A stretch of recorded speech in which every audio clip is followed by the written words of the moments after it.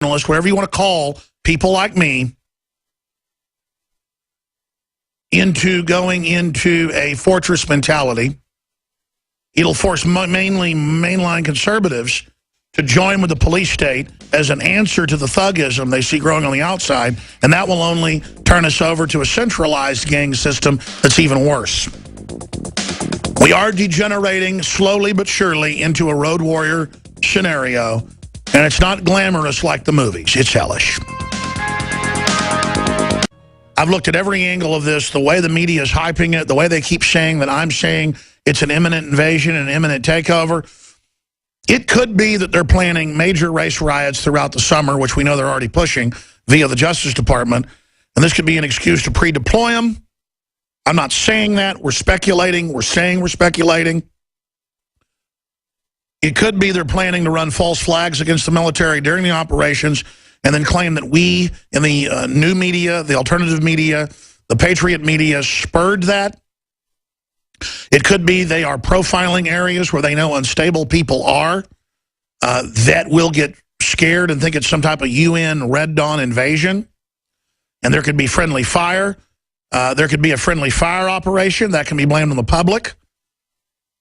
There are so many angles. Well, Louis Gohmert is on the Homeland Security Committee, Terrorism Homeland Security Committee in the House. He is the deputy chair, the vice chair. So he's privy, and he's been on the show before. He is a listener. I'll just leave it at that. We just don't have him on anymore. He'd come on because they make a big deal out of it, and just we're not here to give the enemy any gas mileage. The point is, Gohmert is on the Homeland Security Committee. He knows what's going on, okay?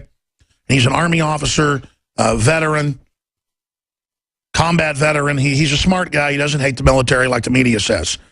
He says he's never seen in an article he put out a week and a half ago, the military listing states as hostile. He's never seen domestic preparations like this. Well, in a new article that was published Sunday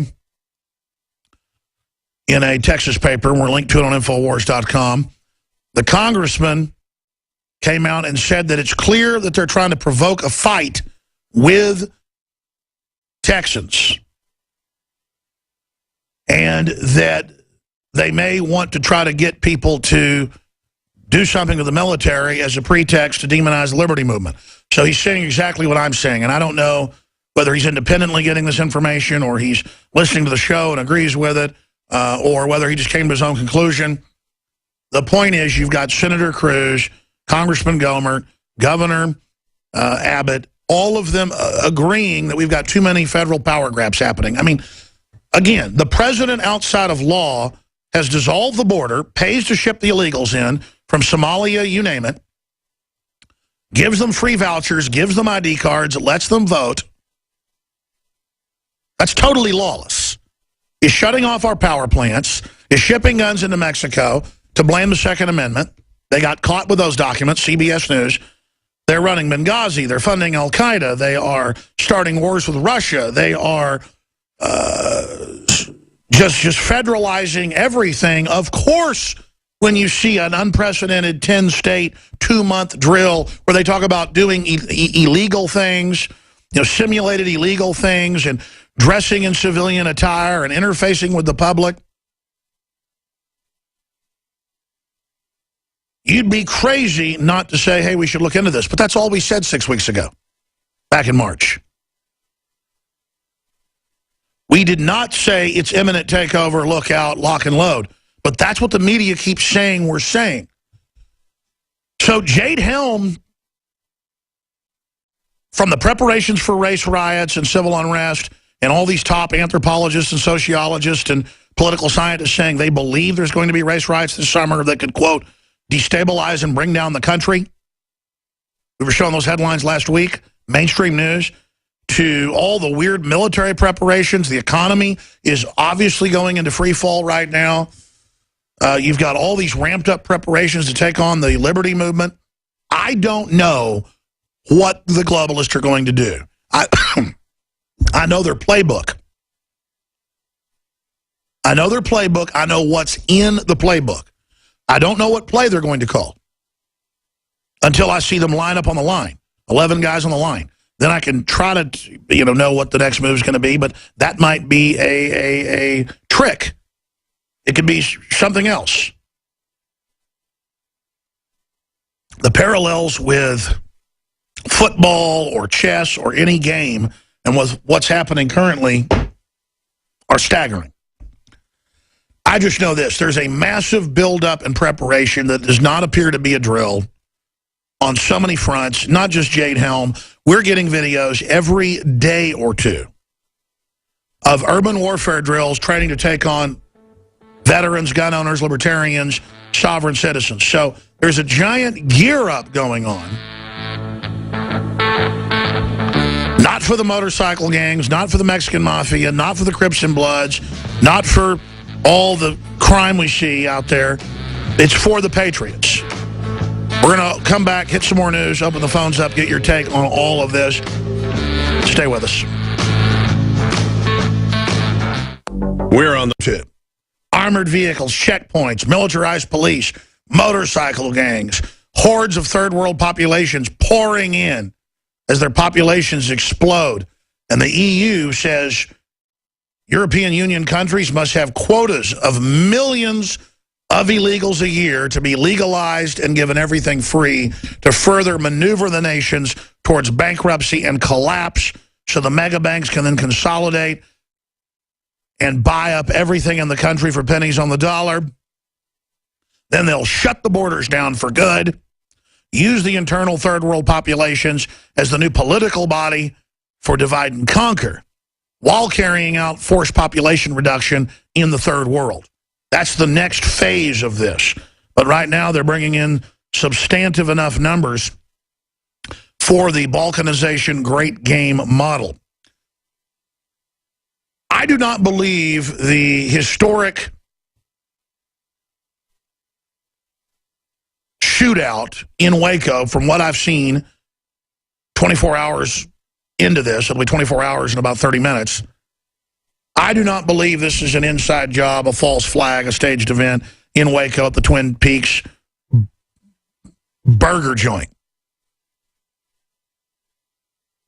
I do not think that that's what happened here. That said, I do think there's a conspiracy, but it's a bigger conspiracy. The fake drug war, the thugging of our culture, the fact that prisons are divided into the different racial gangs, black, white, Hispanic, and if it's on the east or west coast, in areas like New York or L.A., Asian. They break the jails into 5 different groups, 4 to 5 different groups, and then you basically have to submit to one of those prison gangs or you get raped or even killed. This is turning our society into a divide and conquer system from the most basic level. Then you get out of jail. You can't get any job that's worth anything because you have a criminal record. So you go out and you start robbing houses. You go out and start robbing warehouses, or you cook methamphetamine, or you sell dope. Then that money is basically laundered through big banks. Payoffs are made to police, at first small levels. Then more and more police are basically brought into it because the ones that won't play ball are kicked out. Then you have a corruption of the police department, then a corruption of the city, the county, the state, and finally the fall of the nation as we know it. And it was about 5 years ago I did a special report on how the drug war and the opium wars were used to destroy China that was a sovereign, strong country. China, 500 years ago, and I'm going off just basic numbers. You can pull up the history. This is just a gestalt.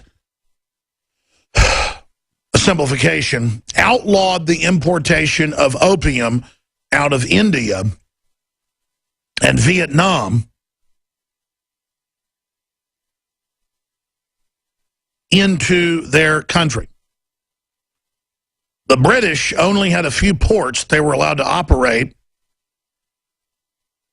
Really about 400 years ago is when it really got cranking. Discovered 500, but I mean, they had a land passage to it, but about 450 years ago, they began to be able to have shipping into the area, going around the Horn of Africa,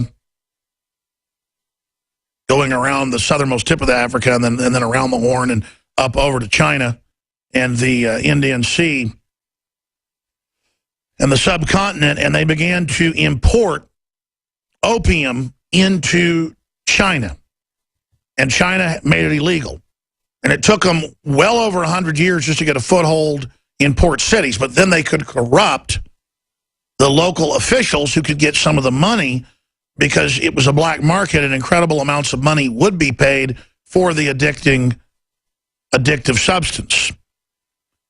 Then you fast forward another 100 years to about 200 years ago, and China itself had been broken into several pieces and later broken into more than 12 pieces as the entire country was subdivided by Western powers, who then occupied different sectors of China. And it was all done because China made drugs illegal. And now you look at Mexico suffering the same fate, broken in pieces. You see the U.S. now with the DEA and others clearly involved in narcotics trafficking. It's come out in Congress, the CIA, and they have now been able to effectively export this to the United States. I've told the story many times. Up until the early 1930s, when prohibition of alcohol ended, they needed the big drug gangs and the corrupt police in many cities. They needed something new that was illegal. So they lobbied through Christian groups that they funded and through PTAs to outlaw heroin, opium, its precursor, cocaine, and other items. And so cocaine was taken out of Dr. Pepper. Cocaine was taken out of Coca-Cola. It had Coke and cola in it. That's why it's called Coke, folks. See, hiding in plain view. I always get emails saying I'm making that up.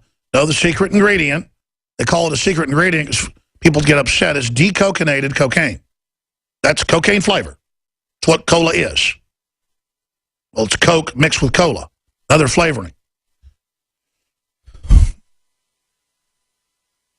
And they basically, I mean, if you look at the numbers, Portugal's totally decriminalized all drugs, and more than half of the drug uses ended in the last decade.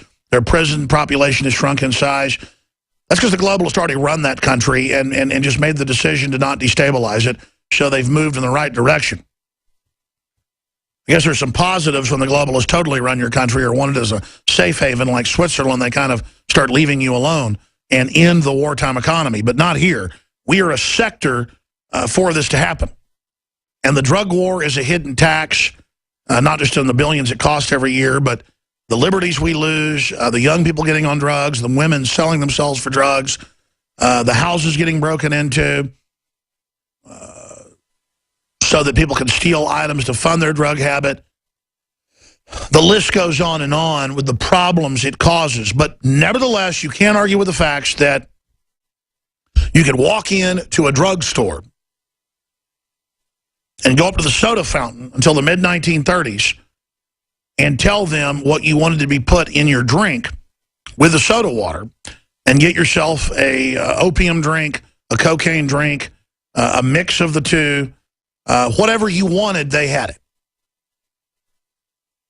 That's the Leave It to Beaver world, or basically Beaver's parents. That's the world they grew up in. And there's the headline out of the Atlantic magazine, Why We Took Cocaine Out of Soda, a story of social injustice and a most wonderful invigorator of sexual origins.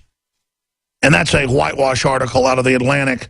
And you can scroll down, it shows a woman having a really good time dancing, pouring herself a little cocaine-laden drink along with some wine.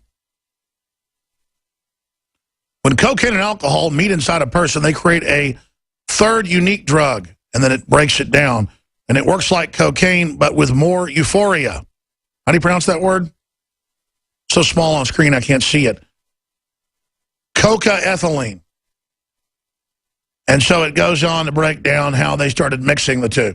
The point is that this was all available. And I don't want to spend the whole hour on a history lesson. This is how we were destabilized. This is how we were taken over. and we're 2/3 of the way down the same road that China went down. Under globalism, they create mega regions, North